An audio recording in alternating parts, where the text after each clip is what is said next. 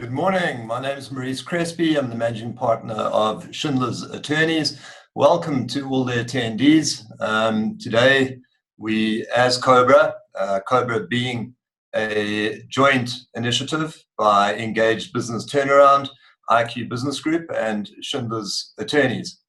Today, we're going to be dealing with the restaurant businesses, trade, the circumstances that restaurants find themselves in. And we are joined by a panel of guests from business rescue practitioners to franchisors to proprietors in the food and beverage industry. And we're going to be looking at the situation, the plight, and any solutions that have already come to the fore and anticipated solutions. And naturally, we'll also be looking at the question of pivoting. What can restaurants do in these circumstances? Can they reinvent themselves? And what ideas are out there to deal with the dire situation? So let me just introduce my panelists first. There may be some that are in the audience. We had a technical difficulty, so if they are in the audience, please raise your hand and I'll pull you up. Today we have Graham Morrison. He's the head of Famous Brands, casual dining brands. Graham was one of the earliest debonair pizza franchises in the mid-90s. Along with his wife, they remained franchisees for about 18 years. They joined Famous Brands in 2000 and have worked in numerous roles over the years, including managing exec of Debonair's Pizza, Steers, Fishways, Mug & Bean. More recently, Graham was responsible for operations and logistics for leading brands. Graham is currently responsible for the casual dining restaurant brands. We then have Ed van Gerrick, Managing Executive Famous Brands Franchising. Ed worked across logistics and franchising at blue chip multinationals like SAB, ABI, and Coca-Cola, prior to joining Famous Brands in 2012. Since joining Famous Brands, he's worked in various different roles, running two big regions in the country, KZN and Gauteng, where he was solely responsible for the business performance of those regions across the Famous Brands leading brands portfolio. In 2019, he headed up the centralization of the logistics business, where it was previously decentralized. More recently, Ed rejoined the franchising side of the business, now looking after franchising across the country. Then we have Kobus Oosthuizen. He's the CEO of SA Franchise Warehouse. SA Franchise Warehouse developed franchise-specific solutions and candidate assessment models, finding solutions to franchise information management systems, point-of-sale solutions, franchise accounting services, and brand-specific short-term insurance solutions. Their clients include Steers, Debonair's, Fisherways, Milky Lane, Mug & Bean, and Calcutta. Then we have George, a dear friend of mine, George Kutra. He's the owner of Mythos Restaurant. It was established in 2006. Mythos has become renowned for its Greek cuisine.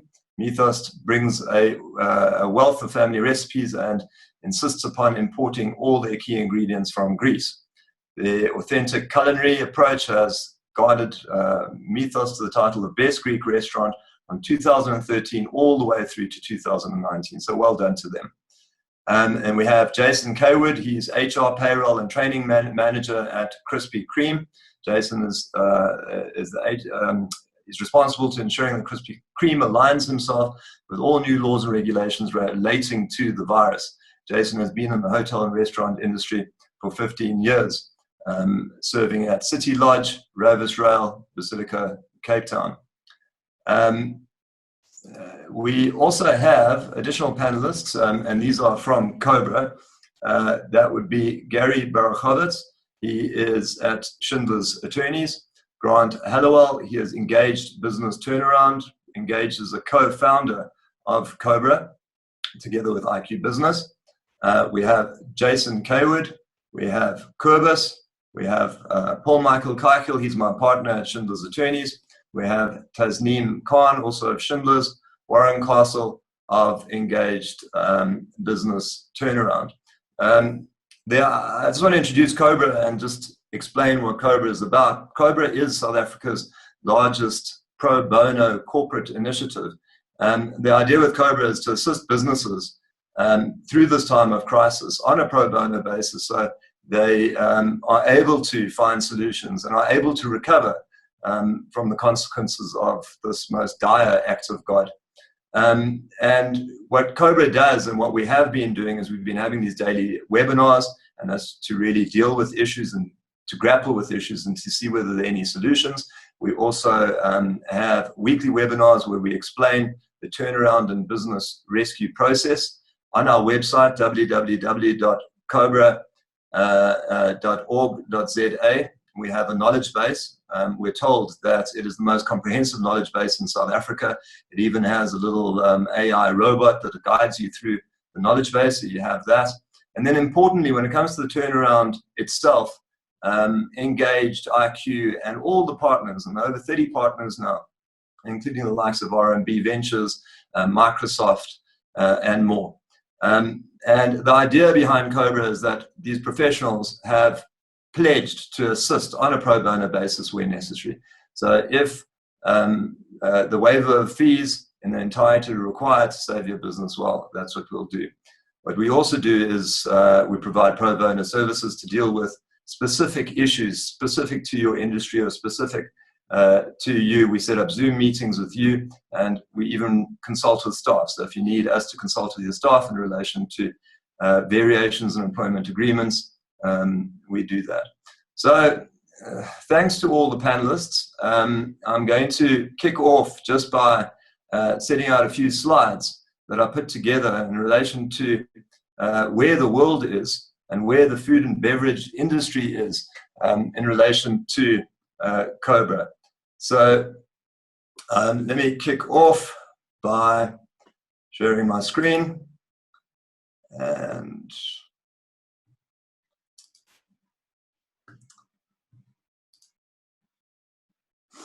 let me get to the slideshow.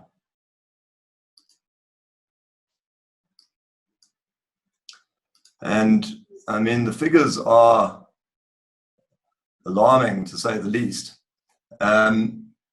You should have it up there. So we have over here, restaurant industry collapses due to widespread shutdowns. And what we have is a comparison between Germany, United Kingdom, United States, and global. And we'll see there that, I mean, we've got drops that are incredibly significant. I mean, it goes basically down to minus 100%.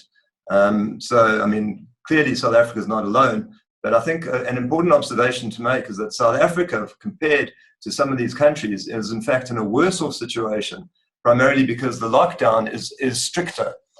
We don't have the privilege of being able to go out and socialize and merely just watch out for rules such as social distancing. It's very different. So these figures over here are representative of a different type of lockdown. South Africa is a lot worse off.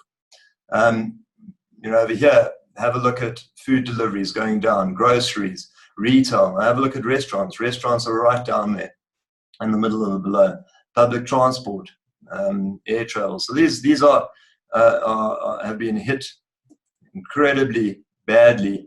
And I pause to mention that COBRA, we have analytics and we track the people who approach COBRA for assistance, and the food and beverage industry is right up there. We have more referrals from them than any other sector, any other industry. Here we have March job 1 month net change. You'll see leisure and hospitality is the hardest hit, and the close second being healthcare is not a close second. We are over here without revenue. Almost a third of businesses will last less than a month. This is Bloomberg, but they're relying on Statistics South Africa.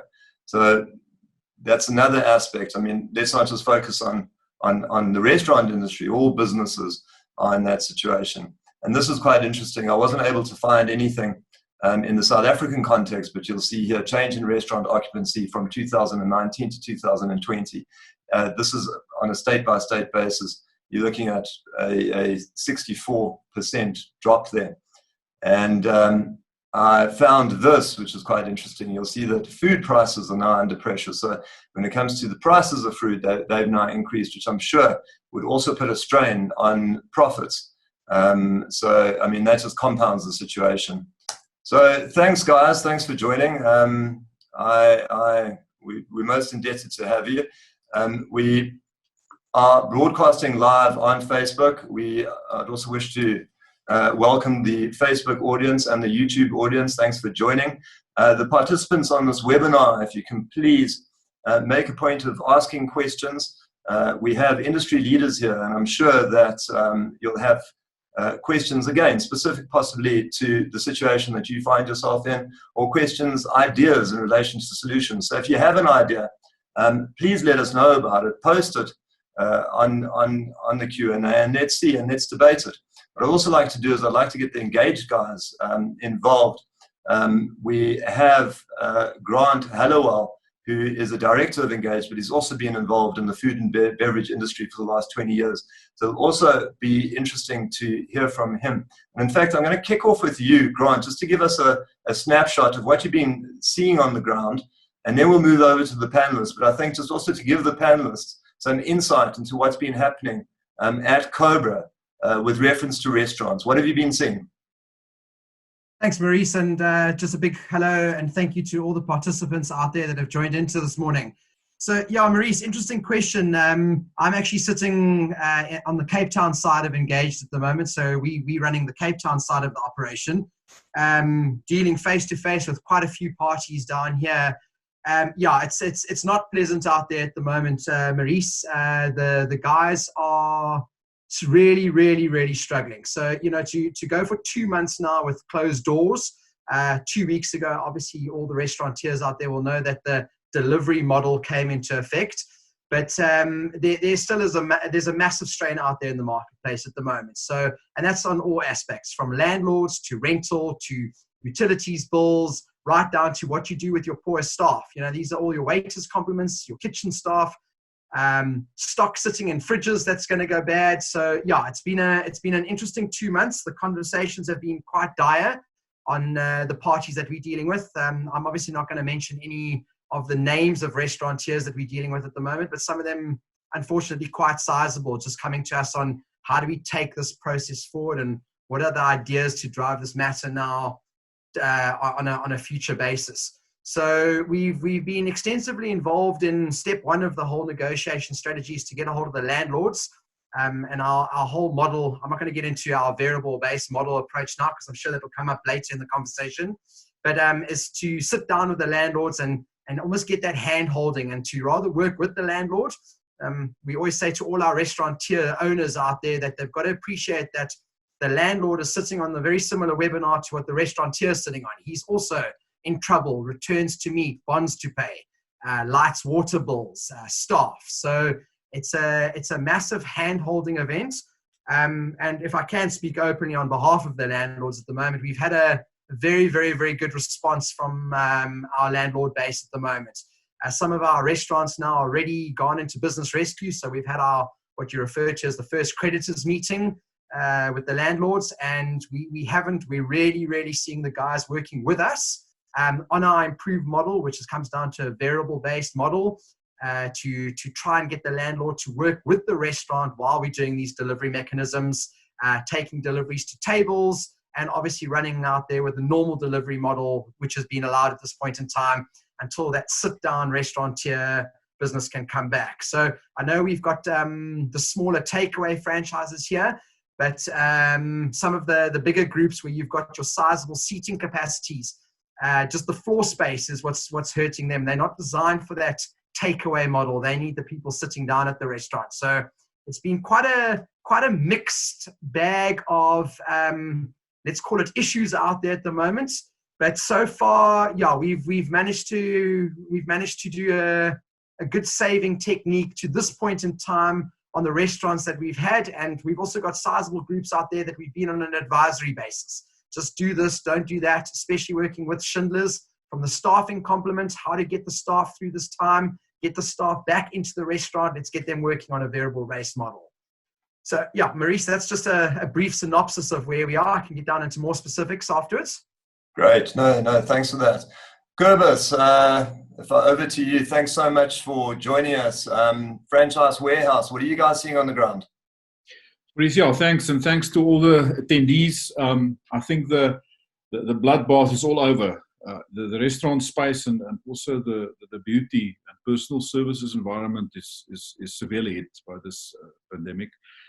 In other sectors, the FMCG space has not come off unscathed. I mean, although they've been trading, movement of customers has been limited. People prefer staying at home and they shop down. They shop downwards. In other words, the basic lines, the eco lines gets the most attention. But yeah, people are getting poorer. The supermarkets may still be in business, but their customers don't have the exponential income that they had before. In the automotive side, the tyre industry appeared to have recovered a bit. They're generally sitting on about 50% of numbers they've done before. So they're fairly bullish that things will come right at some point, somewhere before Christmas, hopefully. But yeah, all over, innovation has been the name of the game. Finding new ways to extend lines, finding new ways to reorganize yourself, finding new ways to adapt to different circumstances. So, but yeah, it's bad, it's sad out there. One can just hope. But I think that the big thing, Maurice, is that technically there's not much we can do. We can rearrange tables, we can find out new ways of marketing, we can develop new products, but ultimately it's the trick is going to be to stay in the game. There's going to be fallouts, there's going to be casualties, and the cake will be smaller, but there will be fewer slices as well. So if you're innovative about it and switched on about it, you could recover, and most of that will be in your heart. Your business is there, and everything there is more or less outside your control. But one thing within your control is your whole approach and attitude to this thing. So business owners need to take the front line now. Leaving it to the manager to run the show, those days are gone. You got to be on the coal face, engaging with your customers, be seen to be engaging, and also work on your staff's morale. I mean, staff, they've been out of money for a lot of time. Most of them are probably going to be very hesitant to return to work. Am I going to get paid? So spending time with staff and making them feel at ease and inspiring them, those are going to become the important roles of any business owner across industry. Doesn't matter where you are. So that's essentially the things we've picked up. Yeah, no, very good. I'm going to Ed van Gerrick, managing executive of Famous Brands. You guys have taken one hell of a hiding on your share price. I mean, I'm looking today. I mean, you at I think 50%, hovering around there. What are you guys seeing on the ground? Sorry, thanks, Maurice. Thanks, everybody. Maurice, I'm not going to go into too much in terms of share price. We're trading in a closed period. Certainly on the ground, I think as Grant and both Kobus have alluded to, it's pretty tough. I think our main objective currently is to try and keep certainly our franchisees positive as far as possible. I think Kobus alluded to some of the staff sort of concerns in some of the restaurants.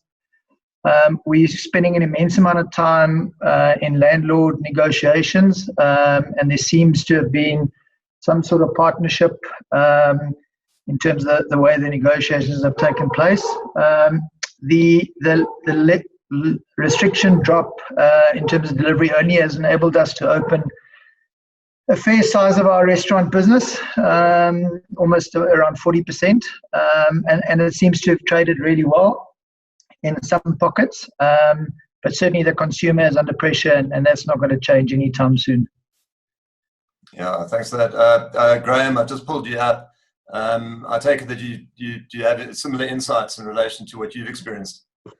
Yeah, very much so. I mean, I'm obviously working hand in hand with Ed. I think the only comment that I'd like to add that perhaps hasn't already been said by some of the other panelists is part of the challenge for the actual franchisees or owners on the ground is lack of knowing about when. So you might have enough cash flow to get you through 6 weeks, 8 weeks, 10 weeks, but you don't know when the restrictions are going to be lifted, and when they are lifted, what your trade's going to be or what restrictions will still be in place.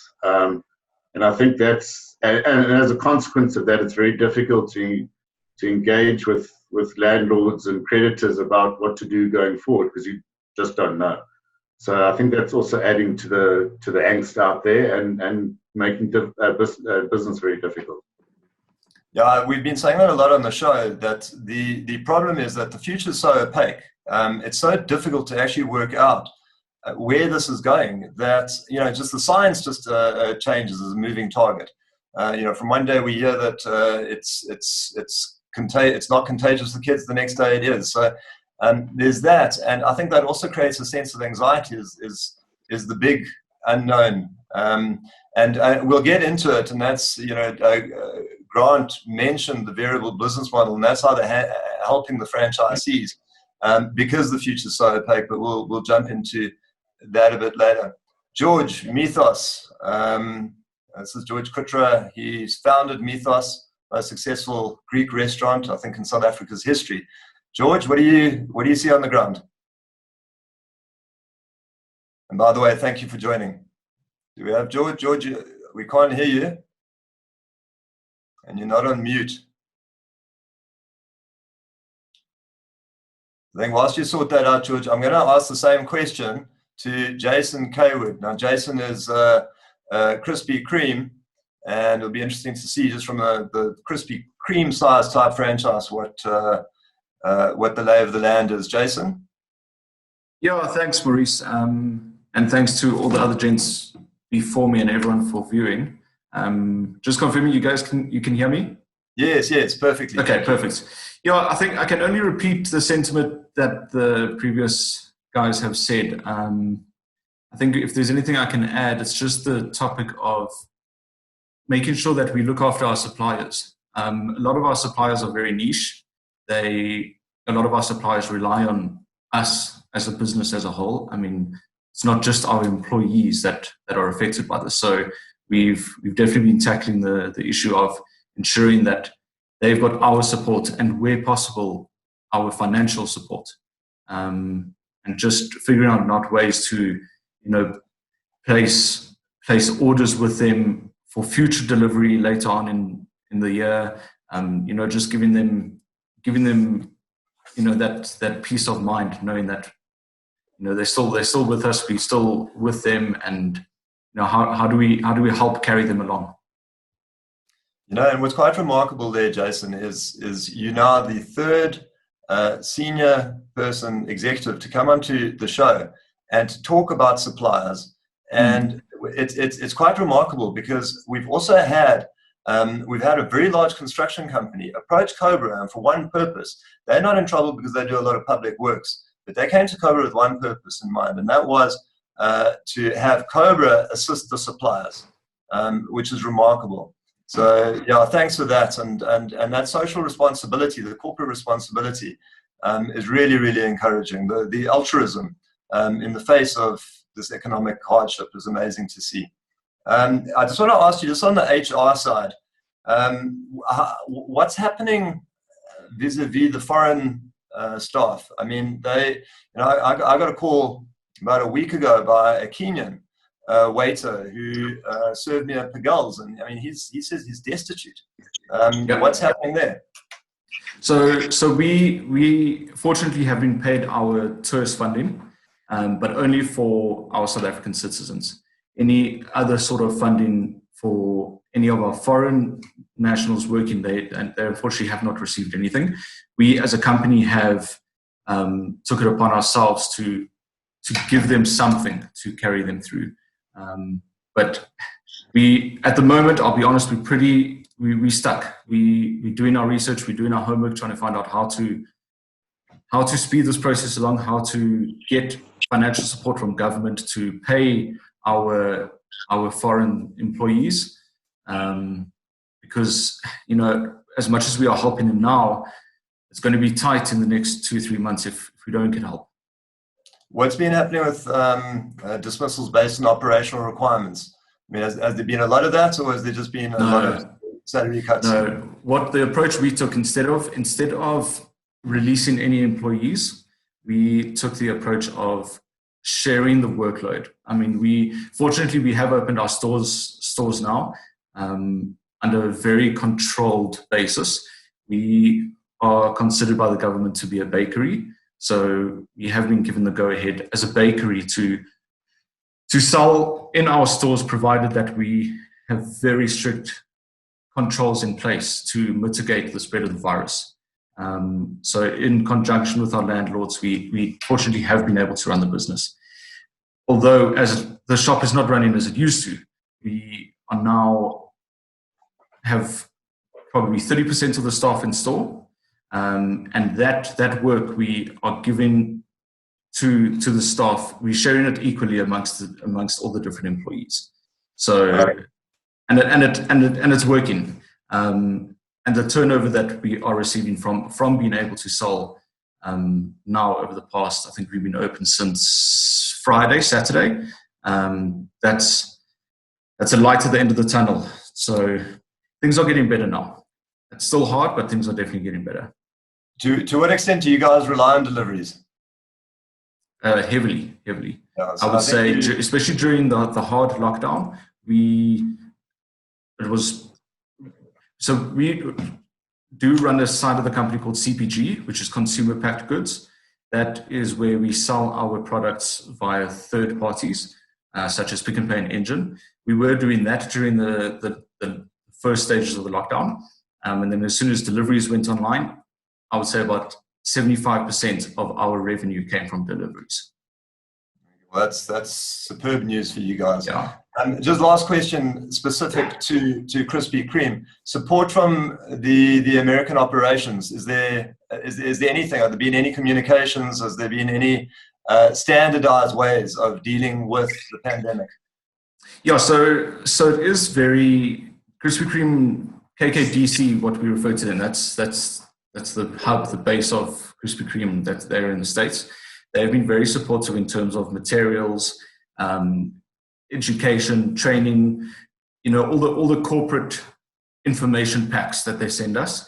That does help when it comes to, we need certain materials to carry out our training, and they're very strict on that. So we receive it and we South Africanize it a bit, and we then use that material to conduct training and to change the way we do things.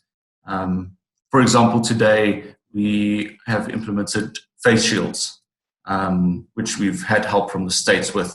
So not only are we going to be wearing face masks during production, but we're also going to be wearing face shields along with the face masks, which has been initiatives from our side and some initiative from Krispy Kreme America.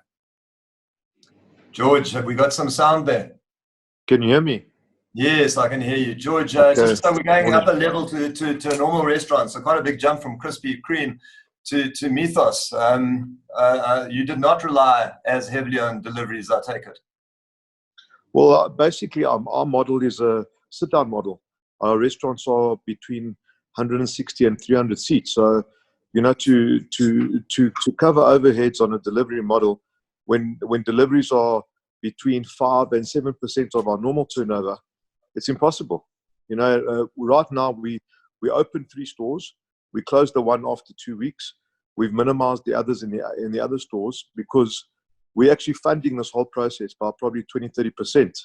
And the only reason we're doing it is to basically keep the momentum going and, being able to pay the staff as much as we can.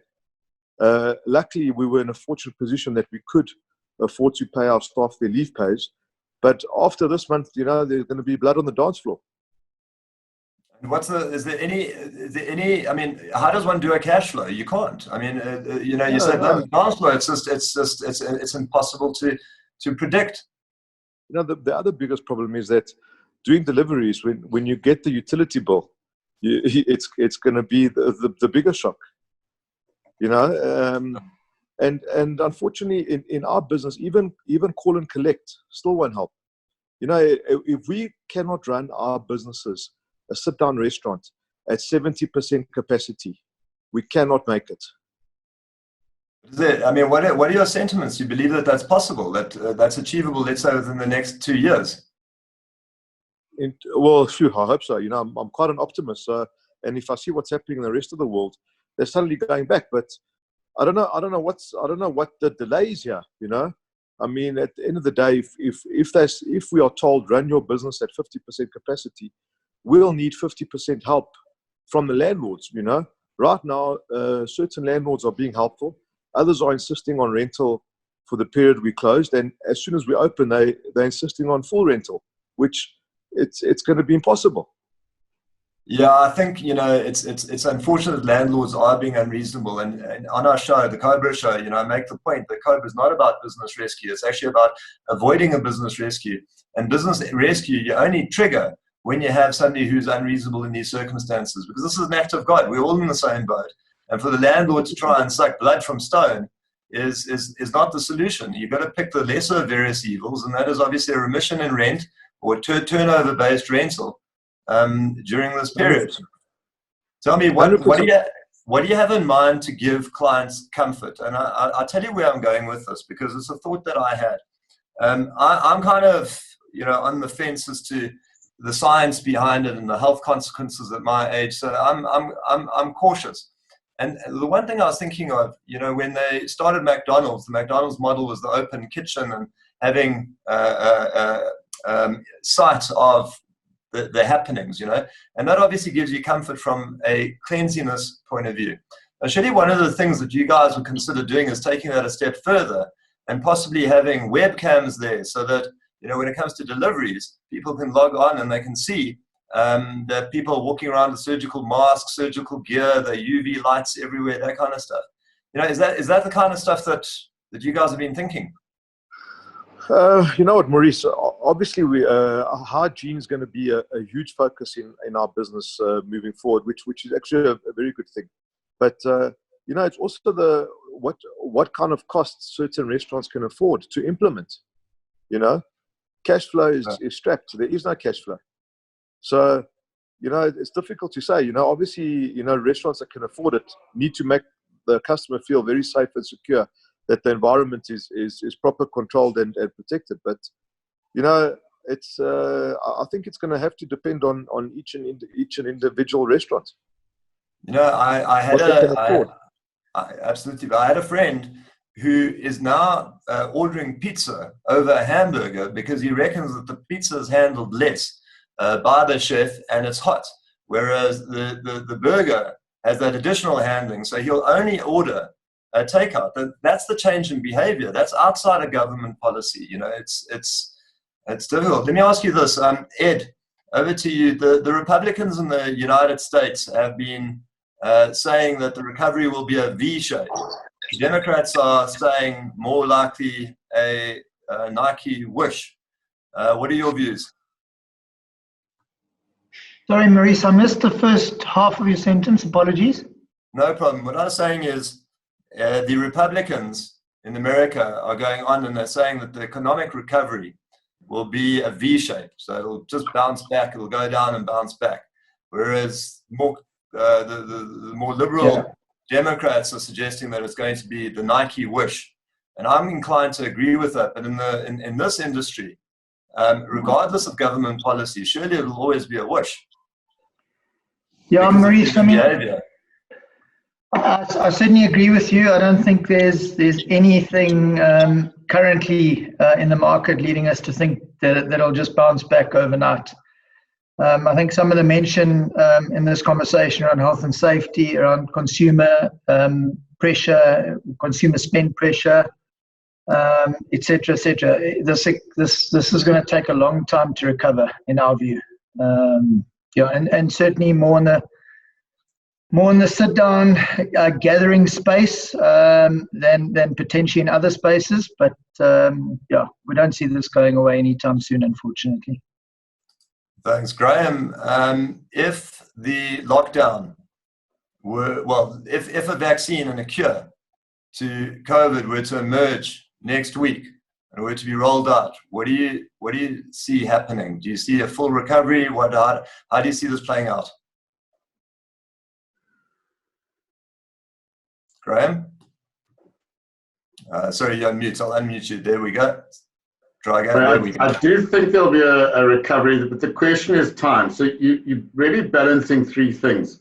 You're balancing disposable income, and obviously the lack thereof with your consumer. You're balancing the fact that some people are going to fall out of the game, so you might have fewer competitors. And you're balancing, the third thing will be what consumers' behavior is in terms of things like you mentioned, fear about going out. And I suspect for every consumer that doesn't want to go out, there's another one who's desperate to go and see friends. And I think, to answer your question, if a vaccine was launched tomorrow, it would probably go a long way to balancing the fear part of it, but it wouldn't necessarily help with the fact that the consumer may not have disposable income. And actually, we don't know the answer to that yet either. We don't know the stats of how many people are employed, how many are getting half salaries, and what the cutbacks are going to be post this period. So there's a large amount of guesswork going on at the moment. Do you foresee irreparable damage to the industry as a result of what they're terming now behavioral economics? And there's a strong suggestion that people now, having seen what it's like to eat at home all the time, and they become more comfortable, they become more germ-phobe. Do you see a permanency in that? No, I don't. I think we'll see two things happen in the long run. One is that trends that we were seeing pre-COVID, such as home delivery growing, will continue to grow. But I also think people are naturally gregarious. They want to go out, they want to see friends, and it may take a long time to come around, but I think it will come around. People naturally want to go out. Yeah, certainly. Kobus, you involved in funding solutions when it comes to franchise. Are you aware of the concept of post-commencement finance and business rescue? Has that featured at all yet, let's say? And in fact, let me just bounce into Grant. Just on the question of post-commencement finance, do you just want to give us a snapshot there? Are you still there? Sure, yeah, 100%, Maurice. With reference to what you guys are doing with PCF in the restaurant business. 100%. So to answer that question, what we've advised a number of our restaurants that we have in rescue at the moment, and again, I'll call a spade. It has been from where, as Maurice has pointed out earlier on, it's only when we're really getting challenged do we advise the business rescue. And unfortunately, that has been from the landlord side. So we've put them into rescue. The single most important thing at that point in time is the owner of the restaurant. So like a George is an example here, where there is funding available. It protects the owner when he goes and throws another couple of $100,000 into that restaurant model to keep it alive. So that is what you refer to as post-commencement finance. So should the individual put the money in before it's in business rescue, that becomes part of a normal creditor, if I could just call a spade, should something have to happen down to that restaurant down the line. Whereas if it's in business rescue, then the funding comes in, it gets protected to assist and help that company forward, be it a restaurant, be it whatever. That's the business rescue process that protects the money that comes in after the company's in business rescue to keep the business operational. I don't know if that answers the question, Maurice.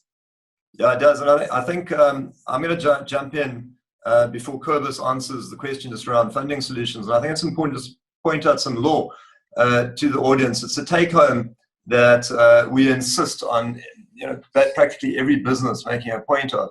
And that is that business rescue is not only necessary, or one does not only trigger business rescue in circumstances where there's a creditor who's applying pressure. There are other commercial circumstances, and that relates to post-commencement finance.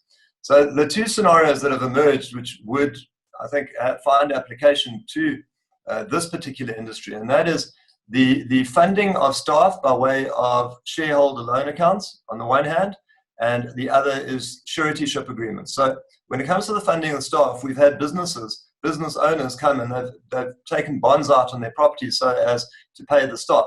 Now, if you're going to do that with the likes of a business rescue practitioner, to consider putting the company into business rescue so that you get super preference when it comes to paying that money back. That's the point of post-commencement finance. So take home number one is, if you're going to be funding the business, consider business rescue.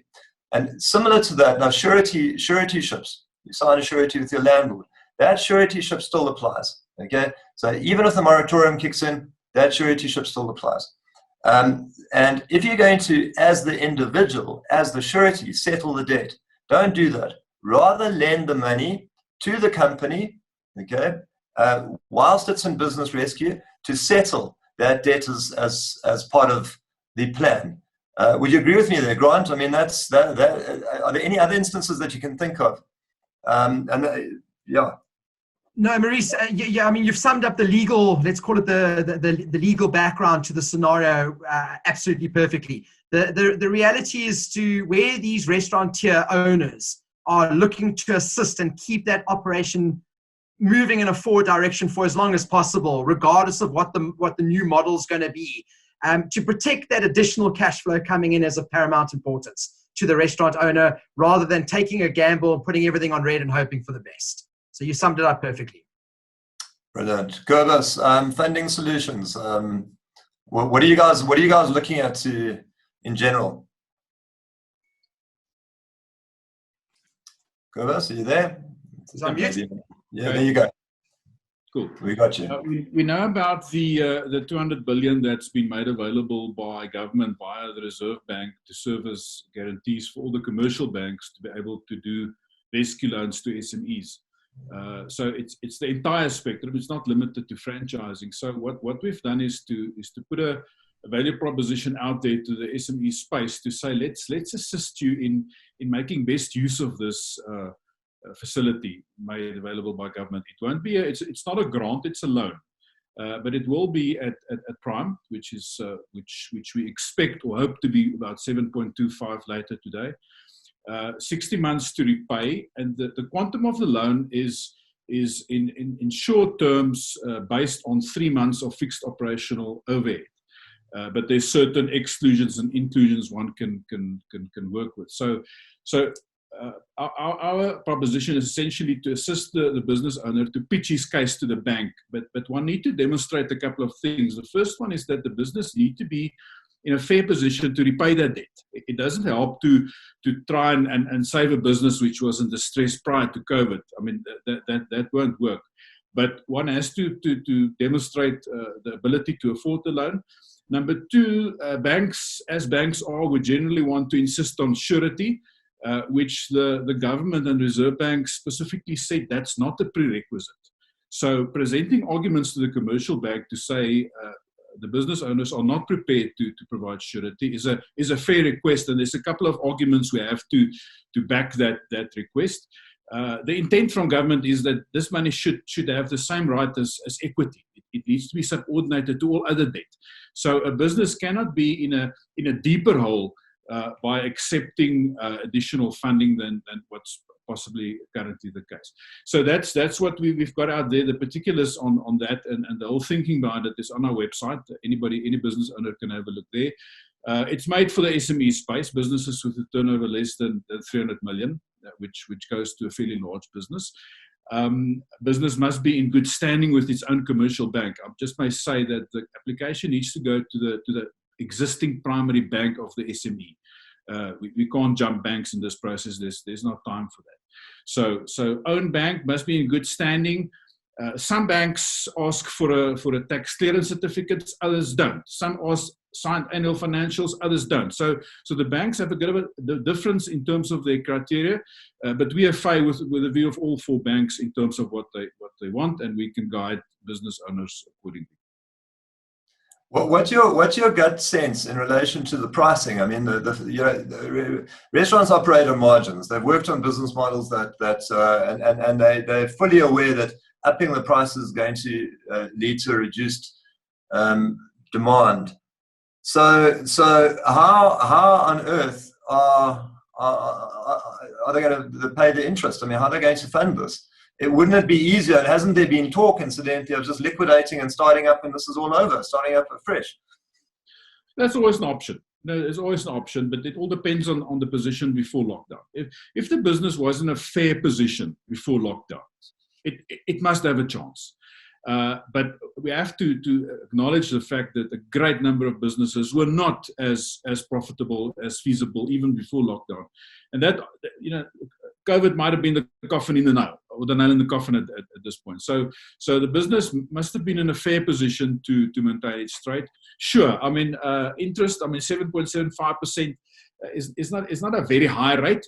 If a business can't afford to pay that interest and will ultimately not survive just because of the interest component, he wouldn't have survived in any event because he wouldn't be in a position to repay the capital. There's a 5-year term to repay. There's a 6 months payment holiday after disbursement of the loan. So there's 6 months in which the business don't have to repay anything. The interest is capitalized in that time. So the 5 years start at month 6. So it gives as much as one can afford to. And if a business still can't make it, he was probably never supposed to be reopening, which may also be a likelihood. Yeah, George of Mythos, I showed a slide just on food price inflation, and it was coming under pressure. What have you been experiencing just around food price inflation, and where do you see that going? Particularly in view of the fact that there's a lot of talk that food and certain products will be scarce, particularly international ones. George? And we got George. I think we've lost your sound. Let me unmute you, George. There we go. Can we hear you? Yeah. There we go. Thanks, George. Okay. Maurice, I've been doing a bit of homework with regards to supply. It doesn't look like there's going to be a shortage of anything at the moment, but what's happened is that there's been a lot of emails flying around that prices have gone up. I'll give an example. Oil last week went up between 10 and 12%. Obviously, the currency is playing a huge role in this, but I think our margins are under huge pressure now, huge pressure. And it's not as if we can actually charge more because we all know that there's going to be less disposable income. So I think that's a huge challenge that we're facing now is price increases. George, you heard the conversation now in relation to the funding of the interest payments if you do take out a loan. I mean, what's your comment on that? Is that even feasible? No, I think if as Krispy said, if the business was in a fair position, in a good position prior, maybe, but if your business was not in a good position, it's not feasible. We've got a question here that I'm going to ask Grant to deal with. What does the variable cost model involve? Franchises have a high fixed cost base and it makes sense to reduce costs in line with actual activity. But how feasible is this? Thanks, Maurice. Yeah, so that's our whole variable model that we've been, and I'd just like to point this out, we've had a couple of restaurants under rescue way before the COVID crisis. So this is a tried and proven model. When we get onto a variable cost model across the entire board of the restaurants, that's right down from staff to landlord to everything other than, I have to be open and honest here, utilities. George raised that question and point earlier on. So everything other than lights and water is the one item we can't move away from a variable cost model. So we actually sit down with the landlord and say, right, we're going to get back in here. We're going to get operational. We assume that we're going to do 40% of the turnover this month. And what we do is we actually disclose the full impact of those figures right up front to the landlord so that we can reduce the rental in line with the cost optimization of what's been delivered in that month. That's the way we'll deliver it from a rental model basis. By the same token, we sit down with all the staff. We obviously limit the amount of staff that are coming in. In now circumstances where we don't need that many waiters anymore, we bring in additional staff from the kitchen perspective, and we also with them say, guys, we can afford to pay 75% of the salary for this month based on what we're going to do from a turnover perspective.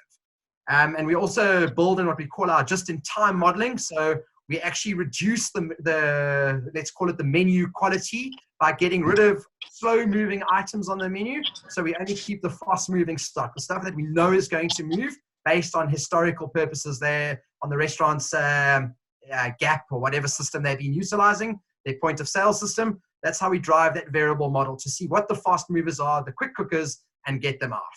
That's the variable cost model in a nutshell on how we drive it. It's literally the entire P&L or profit and loss spreadsheet. We work it out on every single line. And like I say, right down from the staff to the landlord, excluding utilities. That item, obviously, you can't expect the landlord to carry that type of liability on your behalf. I think it would be quite good for you just to briefly mention what you guys did operationally in relation to that fast food chain that I was also involved in. And, you guys as turnaround specialists didn't just look at numbers and staff. You went so far as redesigning the menus and the shop front and what have you. 100%, Maurice. So, I mean, right down to social media, marketing, Facebook campaigning. So, sorry, I can't remember who brought it up early on, but one of the gents indicated, you've got to think out of the box now, new ways of doing things. So, I mean, on the previous now, pre-COVID, it was full-blown redesign of the entire menu. So anything that wasn't working historically, we got it off the menu so that the individual, the kitchen, as you're aware there, Maurice, didn't have to carry unnecessary stock holding, which obviously went down to the wastage line. So it was a full redesign of the menu item. And then our other, let's call it sideline initiative, was to attack the items of social media, where we actually had massive social media campaigns running, which again, social media is the way of the future here. It's the digital age. It attracted more attention to the shops, and it actually improved turnover. And as you're aware, that restaurant's out of rescue and fully operational again. Absolutely. And there's another rescue I was involved in, and just to mention how simple these rescues can be, it involved a restaurant in Camps Bay, and we put it into rescue, dealt with the landlord. The landlord came back, saw that it was in fact a problem. The nice thing is the business rescue practitioner actually instilled the trust, because why would the business practitioner be lying? It's different if the tenant is making representations. And the landlord was very receptive, reduced the rent, pulled it out of rescue, and it traded profitably for the remainder of the lease. Grant, whilst I've got you on, I mean, as far as I'm concerned, you're the expert at pivoting, and you come up with fantastic ideas. What are your ideas at the moment? You heard me just around hygiene in the kitchen, and in my view, I would certainly be far more comfortable if I could go online and actually see my food, my delivery food get made. So I could actually go online and see, look, this is how it's done.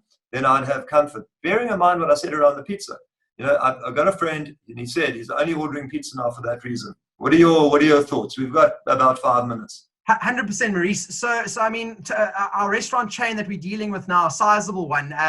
Obviously all restaurateurs here that are online and listening in, they'll know 99% of them will have some form of camera system, from a protection and a staff monitoring and a cost control initiative to monitor theft. There's no difficulty now in hooking that camera that is used from a security perspective to become a live web feed.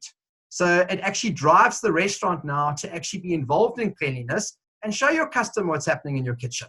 And that is a direct encouragement. It's just nothing other than simple YouTube feed right through your website. So that's working like a bomb.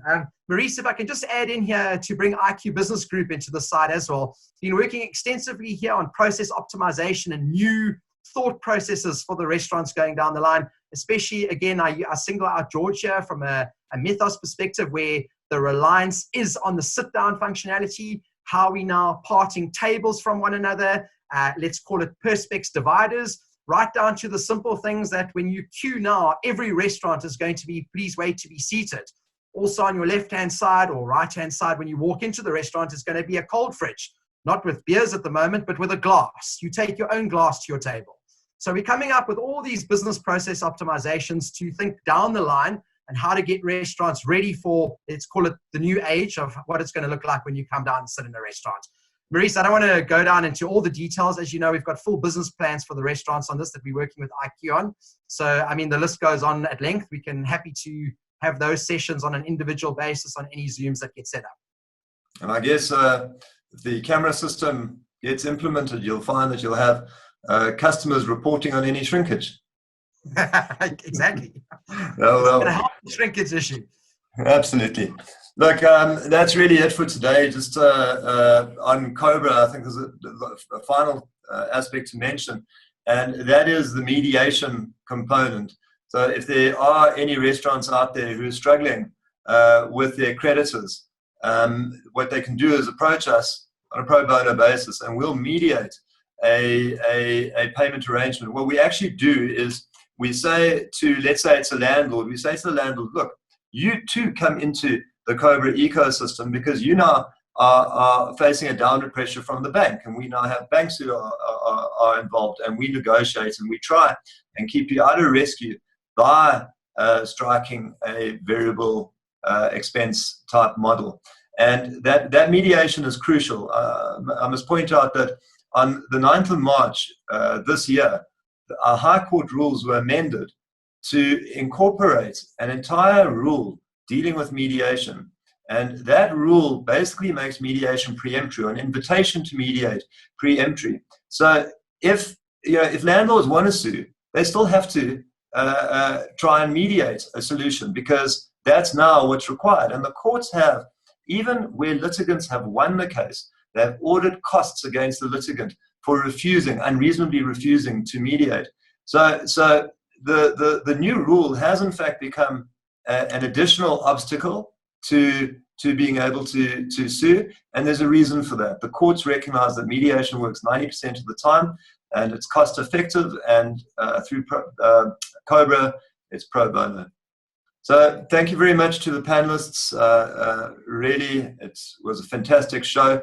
To have today's insight has been invaluable, I'm sure, to the YouTube audience, to the Facebook audience, and to our guests. So thank you very much all. Until tomorrow, we have a webinar at 10 o'clock, and we have another at, and I should have the details tomorrow, we have at 10 o'clock, the Changing Capital, Raising Landscape in SA for Stressed Businesses and Who Will Attract Capital. That's at 10 o'clock tomorrow. So hopefully I'll see you there.